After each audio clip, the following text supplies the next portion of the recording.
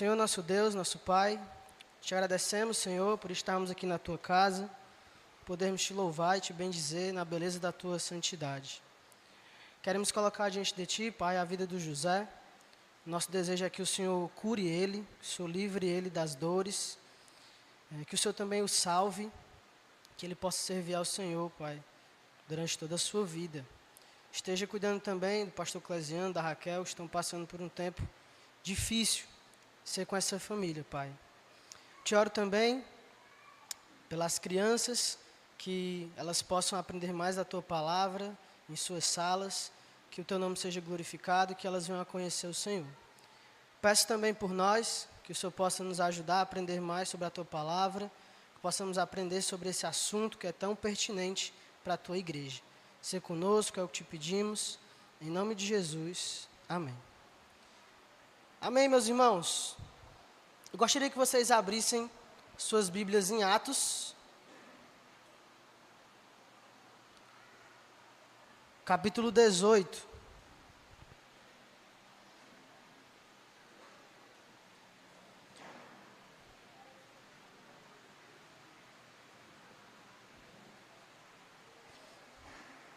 Quem lembra qual é o tema do mês de missões? É bom que não tem aqui, né? Hã? Foi fraco.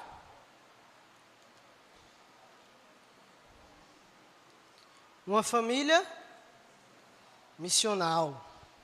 Então, uma família missional, e nessa noite me foi proposto o seguinte subtópico: Priscila e Áquila, uma família missional. Então, que a gente possa aprender um pouco mais sobre como essa família, Priscila e Áquila, eles glorificaram a Deus através de suas vidas, de sua família, e o que a gente pode aprender com eles. Então, Atos capítulo 18, você deixa marcado aí, que a gente vai começar aqui e depois terminar lá em Romanos 16, que é o texto que o Samuel leu. Uma vez que o tema de missões é uma família missional, nós não podemos esquecer sobre uma das famílias missionais ou missionárias mais importantes do Novo Testamento, Priscila e Áquila. E o que eu quero mostrar para os irmãos nessa noite é como uma família comum na igreja pode servir a Deus de forma extraordinária. Não é descrito, das 6 citações que nós temos no Novo Testamento sobre Priscila e Áquila, e eu vou ficar falando assim colocando Priscila primeiro, porque a maioria dos textos faz isso. Acredita-se que tem um motivo de Priscila ser a mais proeminente, ou ela ter alguma posição de destaque.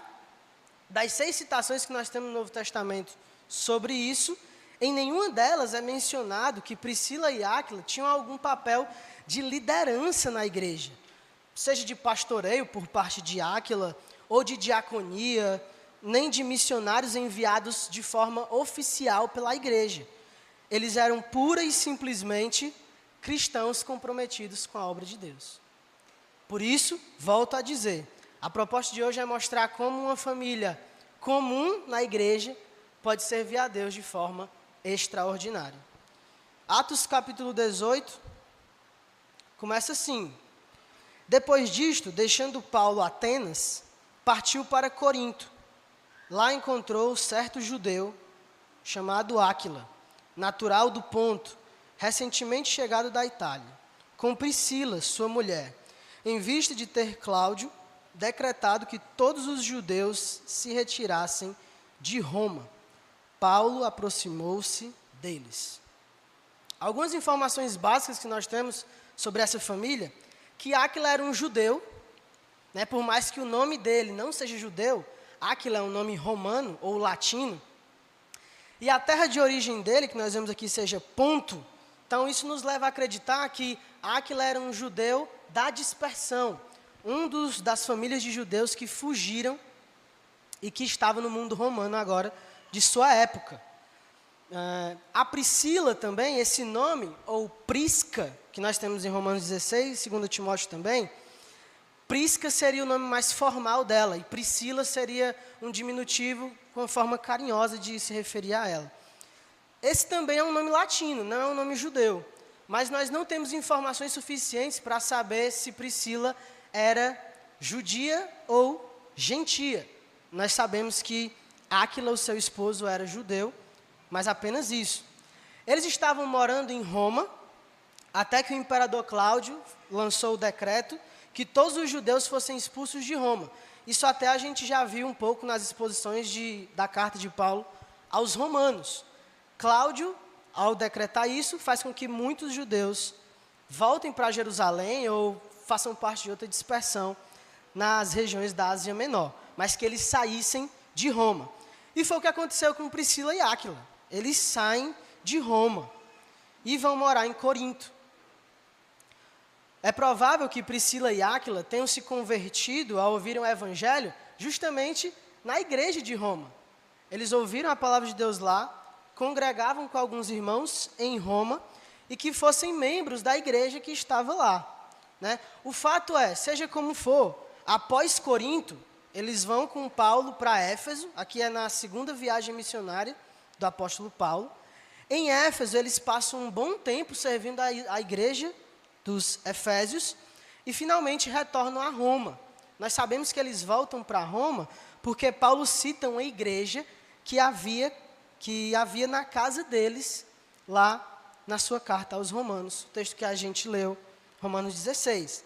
Então, depois que Cláudio morre, muitos judeus voltam para Roma, e tudo leva a crer que é o caso de Priscila e Áquila. Então, nós temos algumas informações importantes aqui, para que a gente possa entender que o contexto desse casal, o contexto dessa família. E o verso 3 continua. E posto que eram do mesmo ofício, né, Paulo e Priscila e Áquila, passou a morar com eles, e ali trabalhava, pois a profissão deles era fazer tendas. E aqui é interessante nós já percebemos o que essa família faz com Paulo. Eles hospedam Paulo em sua casa. Eles passam a cuidar do apóstolo Paulo, eles passam a trabalhar juntos, fazendo tendas. E aqui eu já quero começar com a primeira aplicação para nós nessa noite. Como eu falei, aqui nós temos uma família extremamente comum, pessoas que não ocupavam cargos de liderança na igreja. Nós temos uma família fugitiva, digamos assim, né, fugindo lá de Roma, exilados, digamos assim. Uma família que foi forçada a se mudar, provavelmente saindo de sua zona de conforto, né? Tente se colocar no lugar deles, sendo você forçado a mudar de cidade, de país. Mesmo assim, essa família continuava servindo ao Senhor e aos irmãos. Isso não foi um problema, isso não foi um empecilho para que eles não recebessem o apóstolo Paulo em suas casas. Então, eles tinham muitas desculpas. Não, Paulo, a nossa vida não está muito boa agora, a gente está vindo aí de Roma, está meio bagunçado aqui. Não, eles acolhem o apóstolo Paulo. É uma família que mesmo em condições adversas, entende o papel deles de servos. Apesar das circunstâncias, eles cuidaram de Paulo como servos, como uma família comprometida com o reino. E a minha pergunta para nós hoje é: será que a nossa família é assim? Para aí para pensar na sua família. Porque justificativas plausíveis ou desculpas plausíveis, muitos vão ter para não servir. Priscila e Áquila, eles tinham várias justificativas. Não, a gente está muito ocupado fazendo tendas, os negócios estão tomando muito do nosso tempo. Ou então, como eu falei, as mudanças, a gente está vindo de Roma, alguns judeus poderiam estar frustrados com isso, ter que deixar a cidade mais importante do império. Mas isso não serviu de desculpa para eles. Eles continuam comprometidos com o reino. Será que, mais uma vez, a nossa família é assim, meus irmãos? Ou nós estamos prontos a dar qualquer tipo de desculpa ou justificativa, por mais plausível que seja, para abrir mão de servirmos no reino? O que é que a sua família está abrindo mão em prol do reino? Você já parou para pensar nisso? O que é que eu, a minha esposa, os meus filhos, o que é que nós estamos abrindo mão para servir no reino de Deus? A igreja pode contar com a sua família para a obra de Deus? Você é alguém que, quando as pessoas precisam de ajuda, precisam de algo, você é alguém que elas podem contar? Você é aquele amigo que está presente, próximo? Ou você é apenas um frequentador de igreja? Alguém que senta no banco, vai embora depois, tenta cumprir certinho as programações da igreja, mas não tem envolvimento, não tem relacionamento profundo. Será que as nossas famílias estão sendo úteis ao Senhor e ao seu plano? Certamente que Priscila e Áquila nos deixam um grande exemplo aqui. De que não apenas eles, mas o lar deles, os recursos, tudo serviria ao Senhor. Tudo serviria para cuidar de Deus, para cuidar do reino de Deus, para cuidar da obra do Senhor. De tal modo que, como eu vou mostrar para os irmãos, ao acolherem Paulo, eles estavam cientes de que estavam servindo ao reino. Era um esforço físico, era um trabalho físico, custoso. Já imaginou, você receber alguém na sua casa, a pessoa ficar morando lá, mas era também um serviço espiritual. Era um trabalho espiritual. E a pergunta que fica, meus irmãos, para nós é: onde estamos servindo ao Senhor com nossas famílias? O que as nossas famílias estão fazendo para a obra de Deus? E aí que a gente não pense apenas na igreja, mas que a gente pense de forma ampla. Onde é que a minha família serve dando um testemunho? Seja no trabalho, seja diante do meu círculo familiar maior, seja diante da vizinhança. Onde a minha família está glorificando a Deus, servindo de testemunha, servindo de exemplo, famílias modelo. Hoje em dia, as pessoas estão, parece que sem algum modelo, um padrão. Isso tem se perdido. Mas as pessoas deveriam poder olhar para a igreja e ver: está aí uma família exemplo, está aí uma família padrão, modelo. Será que elas conseguem olhar para a igreja do Senhor e ver famílias assim? Ver famílias que glorificam a Deus, que servem ao Senhor? Mas ainda em Atos capítulo 18, nós temos outra situação que envolve Priscila e Áquila. Olha comigo o verso 24. Nesse meio tempo, chegou a Éfeso um judeu, natural de Alexandria, chamado Apolo, homem eloquente e poderoso nas Escrituras. Era ele instruído no caminho do Senhor, e sendo fervoroso de espírito, falava e ensinava com precisão a respeito de Jesus, conhecendo apenas o batismo de João. Olha só como Lucas vai descrever aqui, né? Esse personagem Apolo. Era alguém, mais uma vez, eloquente, poderoso nas Escrituras, instruído no caminho do Senhor, fervoroso de espírito, falava e ensinava com precisão a respeito de Jesus, mas conhecia apenas o batismo de João. Aqui há um debate sobre o que seria Apolo conhecer apenas o batismo de João, né? Eu não quero me prolongar muito nesse debate, mas tudo indica que o mais provável seja que a referência que João Batista faz em Mateus capítulo 3, sobre o seu tipo de batismo, diferenciando do batismo de Jesus. Diz assim, Mateus 3, eu vos batizo com água para arrependimento, mas aquele que vem depois de mim é mais poderoso do que eu, cujas sandálias não sou digno de levar. Ele vos batizará com o Espírito Santo e com fogo. A diferença aqui é que tudo indica que Apolo não entendeu o desenrolar do plano de Deus. É como se ele tivesse ficado preso no batismo de João, apenas com água para arrependimento e purificação de pecados. Mas o reino de Deus avançou, Deus se revelou de outra forma agora, através de Jesus, e o batismo de Jesus é um batismo com o Espírito Santo e fogo. Provavelmente fazendo uma distinção, né? Espírito Santo seria para aqueles que seriam os salvos, e o fogo seria o batismo, né, daqueles que seriam as pessoas da perdição. Provavelmente Apolo não estava ciente, estava falando apenas sobre esse batismo de João, mas estava desatualizado teologicamente aqui. Seja como for, o ponto é que, olha o que Priscila e Áquila fazem com ele, verso 26. Ele, pois, começou a falar ousadamente na sinagoga. Ouvindo, porém, Priscila e Áquila tomaram-no consigo e com mais exatidão lhe expuseram o caminho de Deus. Com mais exatidão. Fantástico isso daqui, né?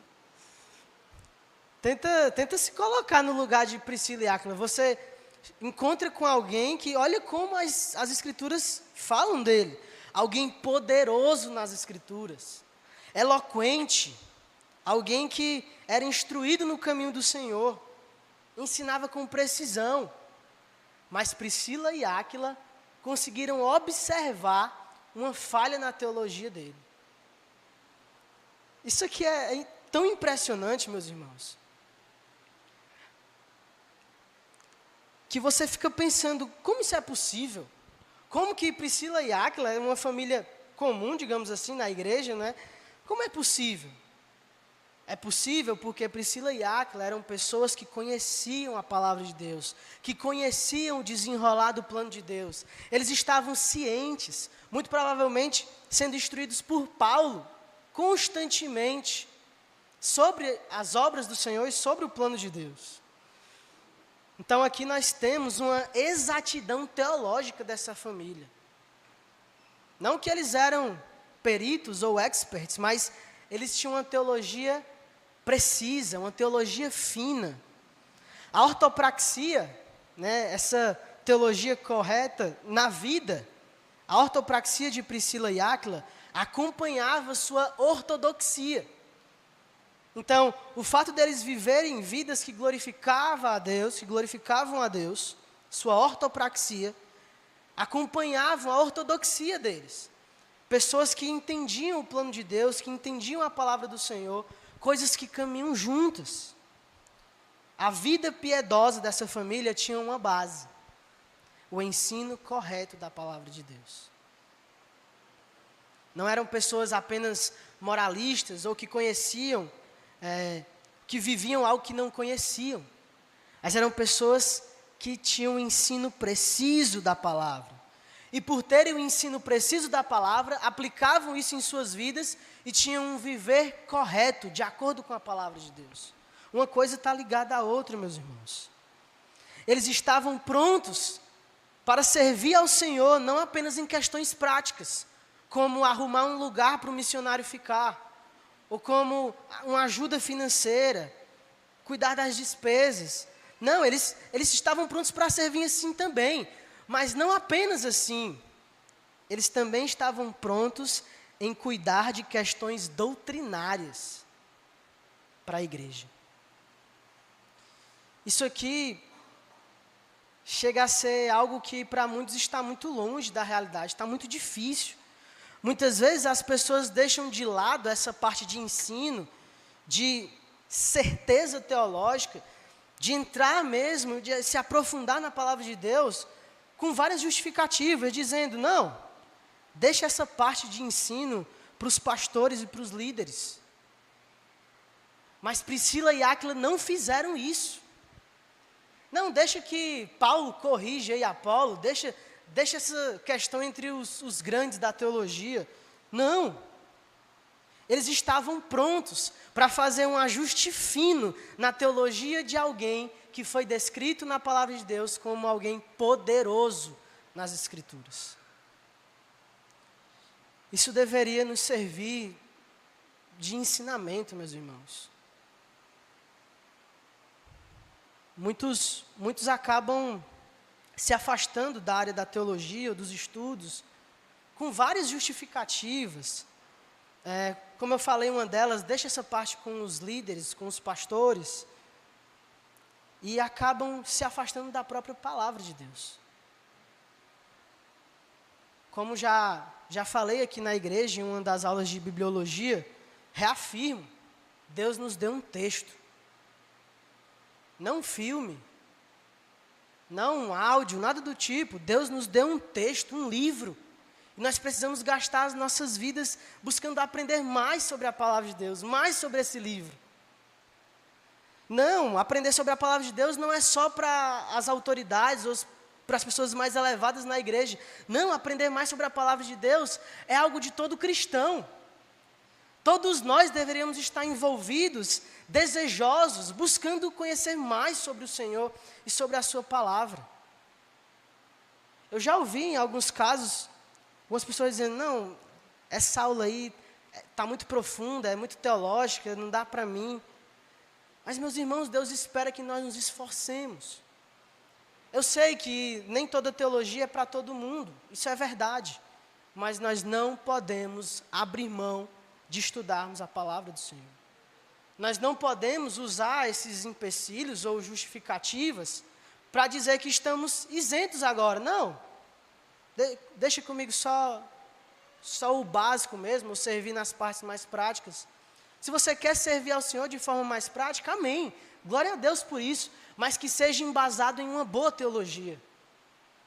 Para que você não seja encontrado vivendo algo que você não sabe por que está vivendo. Para que você não seja encontrado fazendo algo que você não sabe a base disso. É uma boa ortopraxia, é uma boa prática, mas sem ortodoxia. Isso certamente não agrada ao Senhor. Isso certamente não glorifica a Deus. E Priscila e Áquila estavam dispostos, prontos para corrigir Apolo. E é interessante, essa correção que eles fazem não é com o desejo ou com a expectativa de que Apolo parasse de pregar ou de ensinar. Não, mas era pensando no reino, na obra de Deus. Eu vou corrigir aqui essa teologia de Apolo para que ele possa servir melhor ao Senhor. Para que ele possa glorificar a Deus de uma forma melhor nas suas pregações, no seu ensino. É sempre pensando no reino, o que é que o reino vai ganhar. Não é querer chegar em Apolo, querer mostrar que é melhor, que sabe, ele não sabe. Não. É entender, vem cá, Apolo, vou te moldar aqui para você ser uma ferramenta melhor para o Senhor. Isso sim, meus irmãos, é ser igreja, é fazer parte do reino de Deus. Mas e quanto às nossas famílias? Pensando aqui em questões envolvendo a palavra de Deus, nós estamos prontos para fazer esse trabalho de Priscila e Áquila? De, talvez não uma correção teológica, se necessário for, sim, mas de um aconselhamento. Aconselhar uma pessoa que está passando por alguma dificuldade. Ou discipular uma família na igreja. A sua família está pronta para isso? Ela já tem feito isso? Nós estamos prontos para abraçarmos essa área, que é o estudo sagrado da palavra de Deus, para podermos ensinar as outras famílias? Para vocês que estão chegando agora, a nossa igreja ela tem uma cultura de discipulado. E a ideia é que todo mundo que chega vai ser discipulado por alguém. E essas pessoas devem se tornar os próximos discipuladores para as outras famílias que vão chegar. E assim vai, e assim continua. Em que fase desse processo a sua família está? Vocês estão na fase de serem discipulados? Amém, aproveitem. Sabendo que ser discipulado não é apenas uma questão de o meu discipulador vai colocar teologia na minha cabeça, é uma aula basicamente. Não, discipulado é relacionamento. É viver uma vida comum com os nossos irmãos. Agora, existe outra fase, aquelas famílias que já não estão mais sendo discipuladas formalmente e que agora se tornam as famílias discipuladoras, que vão estar servindo ao reino, cuidando de outras famílias. E até onde me consta, nas Escrituras, não existe uma terceira opção de família cristã.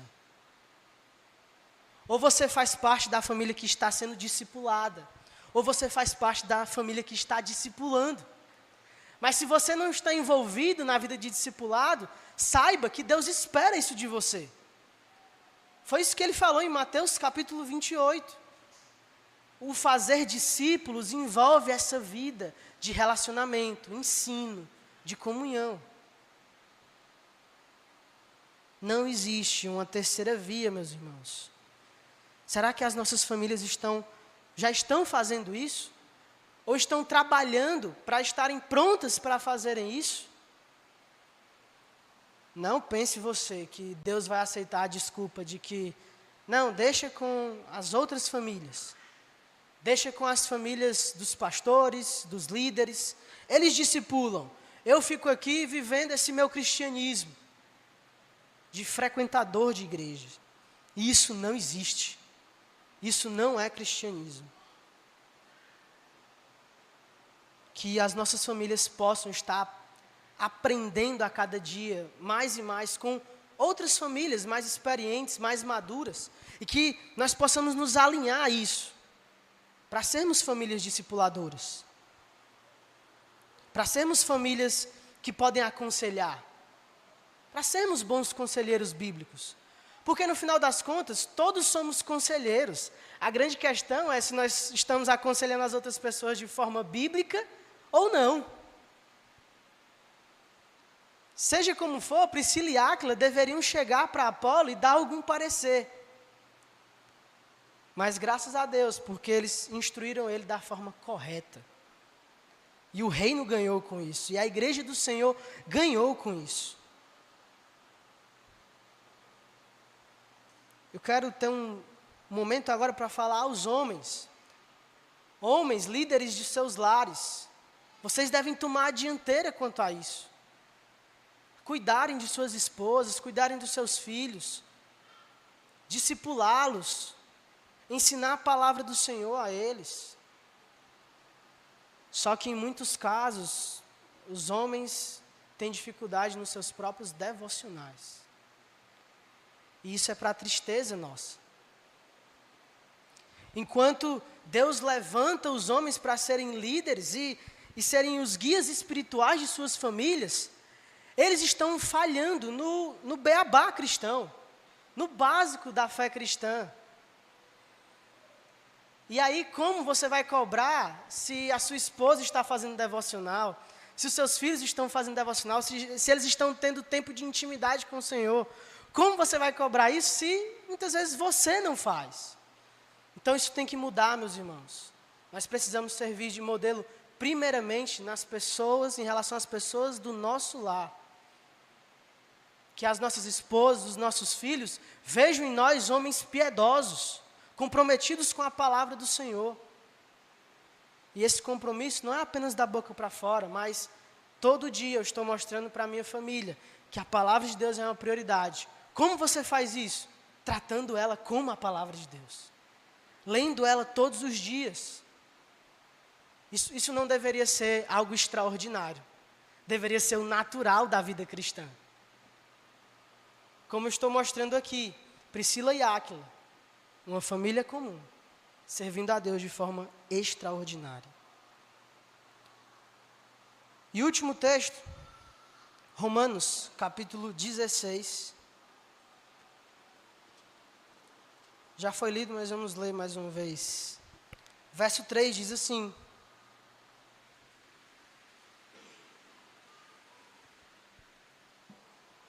Saudai Priscila e Áquila, meus cooperadores em Cristo Jesus, os quais pela minha vida arriscaram a sua própria cabeça.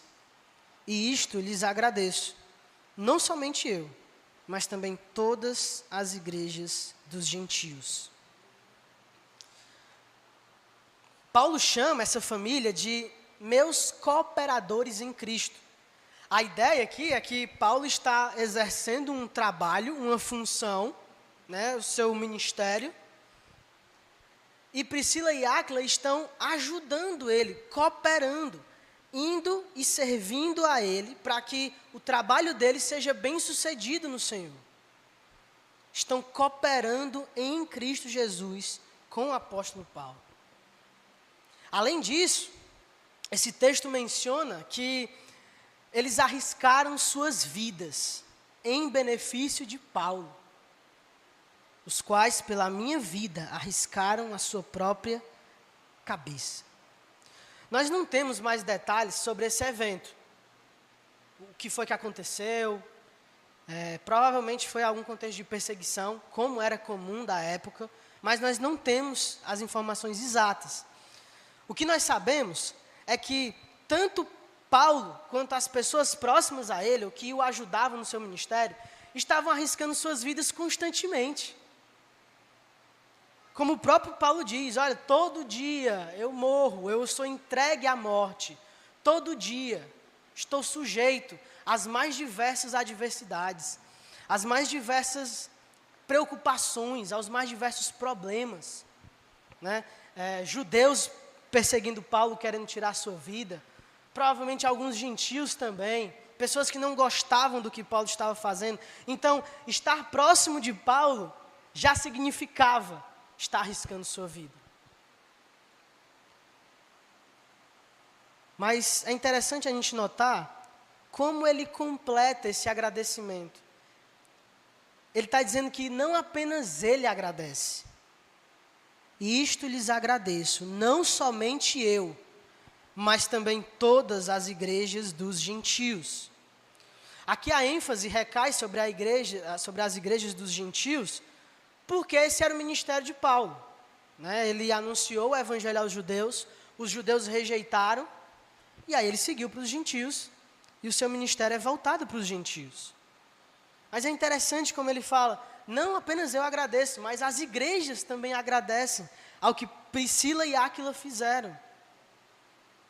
Certamente, meus irmãos, essa família missional sabia que ao arriscar suas vidas por Paulo, eles estavam arriscando suas vidas pela obra de Deus. Era arriscar a vida diretamente por Paulo, sim, mas eles estavam fazendo isso por algo maior do que Paulo. Não era pela figura dele, mas era pelo que ele representa. Eu estou arriscando minha vida pelo apóstolo Paulo, mas não somente isso, eu estou arriscando minha vida pelo reino, pela obra de Deus. Eu entendo que Paulo vive servindo ao Senhor, o reino ganha. Então eu quero me envolver nisso. Eu quero ajudar, dar uma moradia para o apóstolo Paulo, ajudar ele nas finanças, na alimentação, eu quero me envolver. E é exatamente isso, esse seria o ponto central da vida exemplar dessa família. É olhar para o que Deus está fazendo e se alinhar a isso. É olhar para o que o apóstolo Paulo está fazendo e se ele está fazendo e o reino está ganhando, eu quero fazer parte disso também. Essa família missional nos ensina sobre um cristianismo sacrificial. Percebe? Pessoas dispostas a entregarem suas próprias vidas, sem titubear. Esse cristianismo sacrificial, ele está muito distante do cristianismo que alguns vivem. Um cristianismo sem perdas, sem dores, sem desconforto. Um cristianismo sem cruz. Um cristianismo açucarado, moderno, moldado às pessoas que não querem problemas. Esse não é o cristianismo verdadeiro. O cristianismo sacrificial e verdadeiro de Priscila e Áquila trouxe para eles muitos problemas. Arriscaram sua própria cabeça, meus irmãos. Nós não estamos falando de coisas simples, perdas simples do dia a dia. Eram pessoas comprometidas com o reino a ponto de dizer, eu não tenho a minha vida por preciosa, como o próprio apóstolo Paulo disse. E se Deus exigir as nossas vidas? em favor do reino, o que diremos a ele? Se fosse a nossa família no lugar da de Priscila e Áquila, olha, vocês vão receber Paulo, cuidar dele, mas tem que estar disposto a morrer por isso. Será que as nossas casas estariam de portas abertas para ele? Ou será que nós diríamos, não é melhor não? Procura outra família, Paulo. É difícil acreditar que muitos responderiam de forma positiva. Que muitos responderiam de modo a sacrificar suas vidas, se for necessário. A dizer, não, pode ficar aqui. Estou disposto a abrir mão da minha vida. É difícil acreditar que essa resposta seria positiva, porque muitos não são capazes de sacrificar coisas menores para Deus. Muitos não são capazes de sacrificar coisas mínimas para o Senhor e para a sua obra. Quanto mais se Deus exigir a nossa vida. E sendo bem prático, meus irmãos, muitas vezes não estando disposto a sacrificar um tempo para servir aos irmãos ou para estar num culto. Uma das grandes dificuldades do cristão do século XXI é congregar. E aí quem faz essa pessoa achar que se Deus cobrasse dela algo a mais, ela estaria disposta a dizer sim, se no mínimo ela diz não? O que você está abrindo mão para seguir a Jesus? Priscila e Áquila abriram mão de tudo. Estavam dispostos a sofrer, se necessário, a morte, para glorificar a Deus. Que nós possamos aprender com essa família missional, meus irmãos. Possamos alinhar as nossas vidas e as vidas dos nossos familiares a esse grande plano de Deus. Amém? Vamos orar?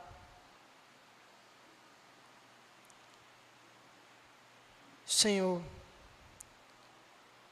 a Tua palavra nos constrange, Pai, pois ela mostra o mais íntimo do nosso coração. Olhando o grande exemplo de vida dessa família, ficamos constrangidos, porque estamos longe, muito longe, de servirmos ao Senhor como Priscila e Áquila serviram. Que eles possam nos servir de exemplo. E que possamos, Pai, reorganizar o nosso lar. Que muitos possam reorganizar seus lares em torno do Senhor. Que o Senhor seja o centro tanto das nossas vidas quanto das nossas famílias. Que todos os nossos planos e projetos sejam pensando em glorificar a Ti, Pai. Que possamos estar dispostos a cuidar e a servir a igreja, ao Seu reino, com o que temos, com o que o Senhor nos dá,